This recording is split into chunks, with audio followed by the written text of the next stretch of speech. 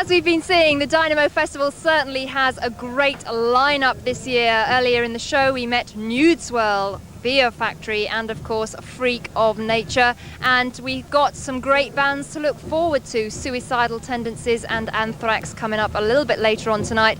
And as Donington Monsters of Rock has now been officially cancelled, this festival is certainly shaping up to be our rock event of the year for Headbangers Ball, of course apart from Metallica at Milton Keynes, which we'll be seeing in a couple of weeks' time. Right now I'm joined by Dave from Monster Magnet, who played here a little bit earlier this afternoon.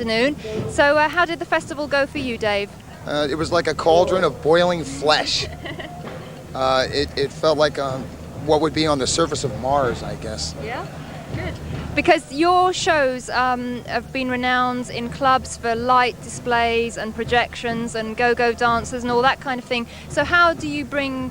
How can you translate your live show with those kind of things going on to a festival appearance? Well, we don't at all. What it is, it's just pretty much like a hump frenzy, you know what I mean? It's like you try to get in the crowd and you try to hump it down. It's a totally different thing, and you have to use the sun as your lights. You know? Mm-hmm. Do you feel a bit kind of naked up there without all those props? Naked and very small, like an insect. Because when you're in New York and you're in a club or whatever and you're putting on a show, that is a very much putting on a show for other people to watch. But with a festival, it's far more interactive. Is that something that you really, really enjoy? Yeah, because you make it your own. You know, I've only got like 40 minutes to spin around and make myself happy. So it's good to see people's faces, that's for sure. There's a lot of freaks out there, a lot of them. And do you enjoy the whole festival vibe of only having to play for 45 minutes and then being able to hang out backstage and meet other bands and stuff? Exactly, and you get to eat like a king. Let's talk a little bit about Super Judge, the current album, because prior to the recording of that you spent a lot of time in Europe away from home. I was wondering, how did that influence the album? I think it made us really angry because we had to stay in tiny little hotel rooms, and I tend to get paranoid and like a bit psychotic as the thing goes on. So the songs were written as if I had my hands around someone's throat. And listening to them back is kind of embarrassing because they sound really angry, and I'm really not that angry a person. But I kind of get the impression that you're a sort of product of the TV generation, maybe? Oh, how could you tell? Sure, TV's around and it's free, so I watch a lot of it. And what about your new guitarist? What has he contributed? No, he's completely out of his mind. I think he was born with a guitar permanently stuck in his fingers, and all he does is play, and we tell him, start, and he plays, stop, and he stops. Because he was really going for it today, wasn't he? Yeah, he's in outer space. Good. Okay, well, we're going to talk to Dave some more in just a moment, but let's have a look at this amazing live performance from Monster Magnet, and I think, as Dave said, it's the most crucial barbecue of the year.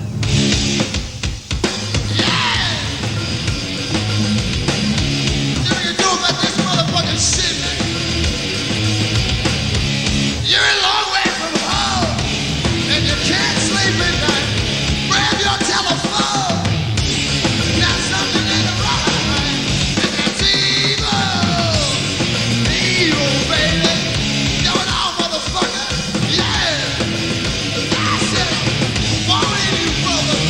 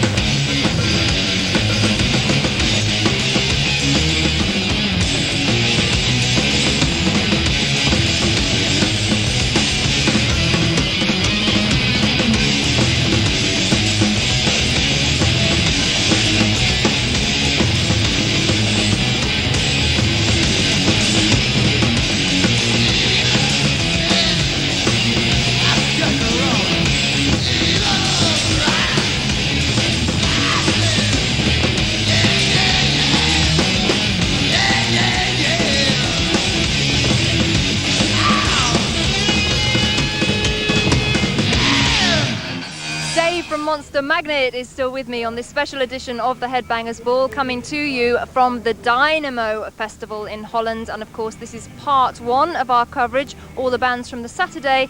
And then next Sunday, we will have all the bands from the Sunday, headlined by Merciful Fate. So watch out for that. But Dave, we'll talk a little bit more about Monster Magnet. Lots of people have picked up on your kind of 70s influences, and you actually covered Hawkwind's song. Why that particular song? I think it had to be done. I mean, at least as far as I'm concerned, it had to be done. Hawkwind was a really cool band, and still has been around for 25 years, so you got to give them a lot of credit. There ain't nothing like space rock, I tell you, nothing. So how do you think you updated that for the 90s? Probably not much, except for the fact that we didn't play it as loose as those guys do, and we tend to want to get done with it a lot quicker. So I think it was just a little bit more punky. Mm-hmm. What other kind of 70s bands have made their mark on your music? Oh, I would say many obscure 70s bands. I think it's more of a genre, of a feel than any just like one band. There's so many cool bands in the 70s, and not that there's not cool bands now, but that's the stuff I grew up with when I listened to when I was a little kid. That stuff hit me, and it's hard to get rid of. It just keeps coming out. And you also mentioned that they have a certain attitude, and that a lot of those bands were very loose, and there were huge tours back in the 70s and all that kind of thing as well, right? Yeah, it must have been a lot of fun. People spent a lot of money, and got really stoked up, and spent a lot of record company money. Must have been the good old days. I'm sorry I missed it. Do you wish you were back there? Sometimes, but I'm stuck here. This is today, and we are today. We're not yesterday. Our influences are fun to pull out of ourselves and stuff, so I'm not embarrassed by it at all. I realize where I live. I mean, we were saying earlier, you are from Buffalo in New York. Do you think Monster Magnet could have come out of any other city apart from that? Well, in fact, we are from New Jersey, in fact, so, but it's the same thing. It's the suburbs, suburban America. It's all the same. It's basketball courts and 7-Elevens, and lots of TV and comic books. All right, a lot of mention has been made of kind of your references or influences from drugs. I was wondering if I could just be really straight with you and say, what is your attitude to drugs? Drugs are fun. Sometimes they're fun. Sometimes they can be bad. It depends on who's taking them. They're a recreational tool. But I think if it's a matter of the drugs running the person, then don't do drugs. So it's important to know your own limitations, kind of thing? Always. Sure. What about kids that listen to your music and may be influenced by that side of things? Do you feel a responsibility towards them? I do, but I don't think kids are as stupid as people say they are. And I think they can make up in their own mind. We went through a rite of passage, a bong culture, a dope culture. I went through it. I'm okay. I think. I don't know. I never thought we'd get to the position where we would be influencing anyone.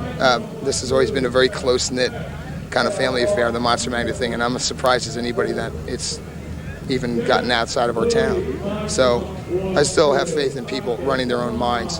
Kids have their own minds. They can make up their mind. Well, you've played to about 50,000 people this afternoon, so drugs once. Thank you very much for taking time out to talk to us. Good luck with the rest of the activities with Monster Magnet, and we're going to go into a commercial break right now, and then after that we'll be back with more action from the Dynamo Festival in Holland, and we've got Mindfunk coming up for you, and we're going to be talking to the guys about their new album Dropped and all the problems they had just prior to recording the records. So stay tuned for that. We'll be putting the records straight as the Headbangers Ball from the Dynamo Festival continues.